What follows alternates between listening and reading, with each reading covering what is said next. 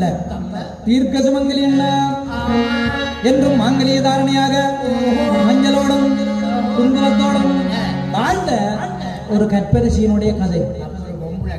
பொம்பளை கதையோ மற்றெல்லாம் ஆம்பளை கதையோ? இது காலனுடன் போராடி கணவன் உயிர் மீட்ட உத்தமையனுடைய கதை. ஆமா, சிறந்த வரலாறு. அப்படியான ஒரு வரலாற்றை இந்த முன்னிலையிலே வெள்ளிசை மூலம் சொல்லுவதற்கு முன்வருகிறோம்.